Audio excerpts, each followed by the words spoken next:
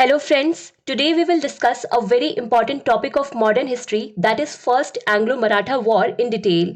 We had seen in the previous video that in January 1761, the third battle of Panipat took place, in which Marathas were defeated. And it was no less than a shock for Peshwa Balaji Baji Rao. Apart from his son Vishwas Rao, Brother Shamsher and Sadashiv Rao, many Maratha chiefs were also killed in this battle. After around 6 months of this battle, Peshwa Balaji Baji Rao himself also passed away. Peshwa's chair had now become vacant, and Raghunath Rao felt that he would be made Peshwa now. But Madhav Rao, the son of Balaji Baji Rao, became the next Peshwa. Madhav Rao became Peshwa at the age of just 16, but despite his young age, Madhav Rao proved to be a formidable administrator. Madhav Rao quickly recovered the losses incurred in the defeat of the Third Battle of Panipat, and the lost power and prestige of the Maratha Empire was returned within a period of 10 years. The chiefs of the Maratha Confederacy were also working with good coordination under the leadership of Madhav Rao first. Peshwa himself was strong. Holkar and Scindia, who were the Maratha chiefs, were also very powerful. But this Raghunath Rao was constantly engaged in planning and plotting something or the other, so that he could become Peshwa by any means. When Madhav Rao came to know about this, that Raghunath is not agreeing, so Madhav Rao put him under house arrest in Shaniwar Wada to control him. But in 1772, Madhav Rao died of tuberculosis, and his death proved fatal for the Maratha Empire. And after that, his brother Narayan Rao became Peshwa. After he became Peshwa, Raghunath Rao was released from the house arrest. But Peshwa Narayan Rao was not a strong Peshwa, and when the Peshwa himself is not strong, then the Maratha Confederacy working under him will also obviously not be under his control. So his control became a little loose from the Maratha Confederacy. And on the other hand, Raghunath Rao was also out of house arrest. He could not wait any longer to become the Peshwa. In 1773, he got Narayan Rao murdered under a conspiracy and declared himself Peshwa. Now this thing was not going to be hidden. Everyone knew that he had killed his nephew Narayan Rao so that he himself could become Peshwa. People were not liking him as Peshwa. In fact, some ministers were also against him. And a few months after Narayan Rao's death, that is in the year 1774, when Narayan Rao's wife Gangabai gave birth to Narayan Rao's child, there was a very influential minister of the Maratha Empire at that time, Nana Fadnavis. He started a campaign that this child should be made Peshwa. This child was named Savai Madhav Rao. That is 1¼ Madhav Rao. That means he was 1.25 times intelligent child than Madhav Rao. They named him like this. And it was said that Savai Madhav Rao should be legally made Peshwa after Narayan Rao. And in this campaign, powerful Maratha chiefs Tukoji Holkar and Mahatji Shinde came with Nana Fadnavis.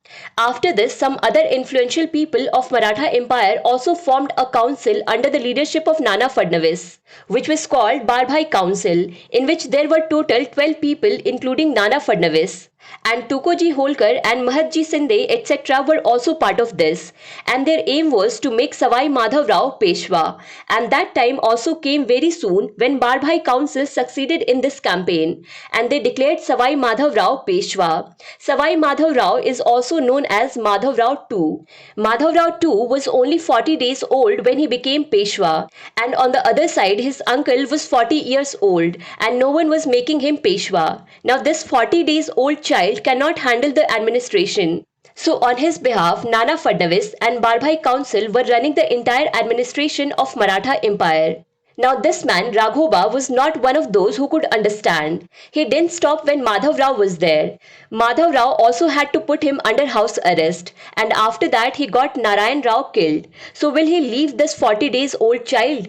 So he thought that something had to be done. So what he did was that in the year 1775, he ran away and met Bombay Council of the British East India Company in Surat and sought help from them. Raghoba wanted the British East India Company to help him become Peshwa, but British East India Company will not help for free. Obviously, they will also have few demands. Now Raghoba had to become Peshwa in any condition, so he gave what they asked for. Raghoba decided to give Salsette and Basain to Britishers. This Salsette is basically the area where there are areas of Mumbai, Thane, etc. Besides the districts of Surat and Bharuch, he was also ready to share the revenue received from them with the British East India Company.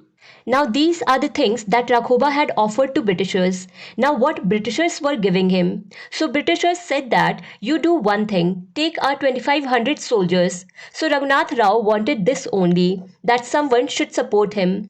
So this was the Treaty of Surat. Here Raghoba gave few things to the Britishers and the Britishers gave him military support in return. So this Treaty of Surat took place in Surat in 1775 and it was between the Bombay Council of the British East India Company and Raghoba. So a copy of this treaty was also sent to the Bengal Council of the British East India Company because after the Regulating Act of 1773, the Council of Bengal had got supervisory power over Bombay Presidency and Madras Presidency. So whatever these people used to do, stamps were put on them from there. So after the Surat Treaty, Raghunath Rao and Colonel Kittings of British East India Company started moving towards Marathas with their forces. Now these people were moving towards Marathas with their forces, so obviously Marathas will also send someone in their defense. So Haripant Phadke was defending from the side of Marathas. So both these forces came face to face and in March 1775 the first Anglo Maratha war started. Now Haripant Phadke destroyed the British forces through guerrilla techniques. At one side this war was still going on and on the other side the Bengal Council of the British East India Company, where that letter was sent that we have signed this treaty, there Warren Hastings completely rejected this treaty. And Warren Hastings immediately sent instructions to Bombay Council to stop this war. Now it is not possible that only British forces will retreat. Marathas were also fighting there. So Warren Hastings also sent a message to the Marathas that now you also stop. We are trying to stop the war here. British forces have already taken a back. So you do one thing. We will sign a friendly treaty with you.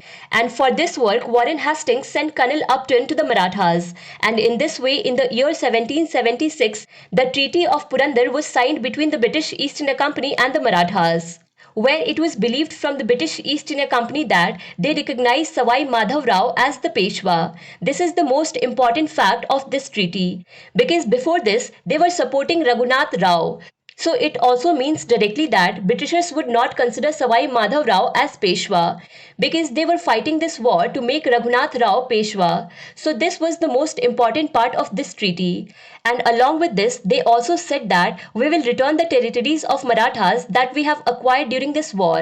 And at the same time, the British East India Company also agreed that they would not join hands with any enemy of the Marathas, including Raghoba. Now this treaty of Purandar proved very bad for Raghoba because he already has enmity with the Marathas and the Britishers are saying now we will not support you. So what will happen to Raghoba now? So this was also talked about in this treaty. Marathas said that don't worry about him. We will see. He is our man. After all, he is Maratha. So we will do one thing. We will give him an offer that if he disbands his army, we will give him a pension of 25,000 rupees per month. 25,000 rupees per month is enough for him. His expenses will go on and he can retire and live comfortably. But the Treaty of Purandar is not finished yet. There are more points in it. So a very important discussion happened in the Treaty of Purandar, and that was that the British East India Company said that Raghoba had talked about giving us Salsette and Basayan. So the Marathas said that we cannot give you Salsette. What are you talking about? Take another territory up to 3 lakh rupees. So this thing was also decided. So this was the Treaty of Purandar. Despite the Treaty of Purandar, the British East India Company kept Raghoba with them, while they had promised that they would not keep Raghoba or any enemy of Marathas with them. And this Raghoba, he used to constantly instigate the British East India Company to attack the Marathas. Now after the Treaty of Purandar, one thing was very clear in the minds of the Marathas, that this entire matter was their internal matter. Raghoba had to become Peshwa. Raghoba is also our man. He is also a Maratha. So the Britishers have no point in this. From where did they come in between?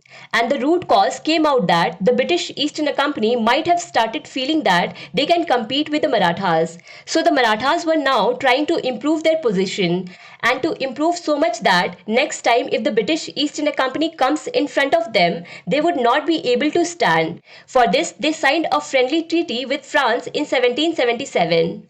Now this friendly treaty was signed by these people with France. The main reason for this was that They wanted to improve their army a little more. So in this treaty, it was decided that Marathas would get 2,500 European soldiers. And in addition, 10,000 people would be trained on European lines. And in return, the Marathas gave the French East India Company a port on the west coast. Now, this thing was not going to be hidden. The British East India Company reacted strongly on this. And not only did they condemn this friendly treaty done by the Marathas, but they also attacked the Marathas. Now to defend this attack, Mahatji Shinde came forward from the side of Marathas. Mahatji Shinde made a very dangerous move. He lured the British army to attack the Marathas at the Ghats near Talegaon. But as soon as the British army attacked, Mahatji Shinde's entire forces attacked them. And along with this, the supply base that the British army had built in Khapoli was also destroyed by the Marathas. Now the British East India Company did not see any other way than to run away. They reached near Wadgaon. But the Marathas completely surrounded them in Wadgaon. And here in 1779, the British forces had to surrender. And here the British East India Company had to sign the Treaty of Wadgaon, according to which the British East India Company will have to return all the territories of Marathas that they occupied since 1775. The British forces who surrendered here, Raghunath Rao was also with them. So Raghunath Rao was also caught.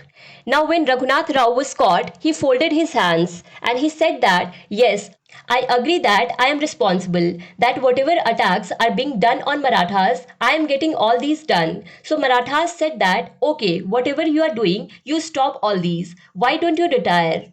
You go to Jhansi. There you will be given pension every month. Why don't you go there? So Raghuba said, I will go, but the problem is that I could never become Peshwa. But at least keep my son in Peshwa's administration. What will he do? He cannot retire so soon. So the Marathas said that, okay, your son Baji Rao too, when he grows up, we will keep him under the Peshwa's administration. Don't worry about him. So the treaty was signed in Wadgaon.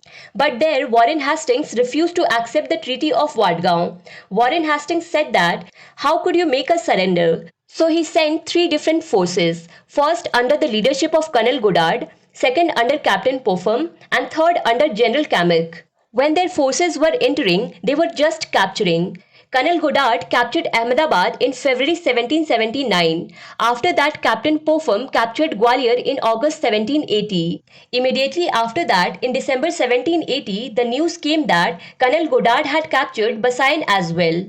Then after the news that came, after that nothing was left. General Kamak defeated Mahatji Shinde in the Battle of Sipri. Warren Hastings said, okay, now that's enough, stop. Warren Hastings knew that if he wanted to sign the treaty with Nana Fadnavis, then Mahatji Shinde would have to be separated from Nana, and Warren Hastings did the same. He had already defeated Mahatji Shinde and had also captured his territories, so he called Mahatji Shinde and signed a separate peace agreement with him. This peace agreement was signed in October 1781.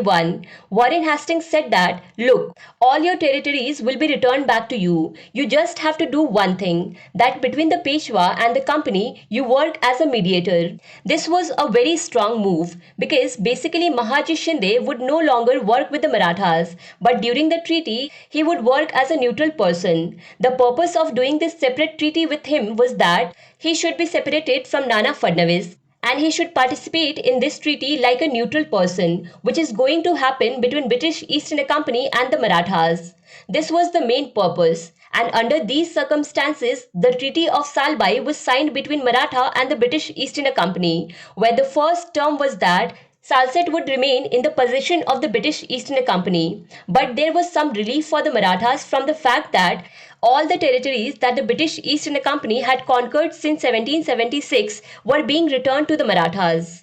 After this, Marathas said that you had refused to accept the Treaty of Wadgaon village, but we had talked to Raghunath Rao, and Raghunath Rao is ready that he will retire and we will continue to give him pension. So the Britishers said that we don't care. Send him wherever you want. So this point of Treaty of Wadgaon related to Raghunath Rao was also put here, that we will keep him on pension. Now after this, one more very important point was discussed here in the Treaty of Salbai. Here the British East India Company said that it's not fair that you are shaking hands with any other European powers. After making a treaty with us, you go there and shake hands with the French East India Company. So the Marathas said that, okay, now what happened, happened. Now we will not do it again. So the Treaty of Salbai was signed. And Mahaji Shinde was made the mutual guarantor of this treaty and said that if any of the two parties is not following this thing, then it is all the responsibility of Mahaji Shinde. We will talk to him. So the Treaty of Salbai had been signed. All the complaints were over. So the British East India Company said that now can we trade in your area? The privileges we were getting earlier will continue to be available. So Marathas said that yes, all that will continue. There is no problem in that. Trade as you want. It will remain the same as before. There is no problem in that. So in this way, the first Anglo-Maratha war ended with the Treaty of Salbai. To understand Indian history and Indian polity in detail, do follow Bookstawa playlist. Link is given in the description box. Thank you for watching Bookstawa.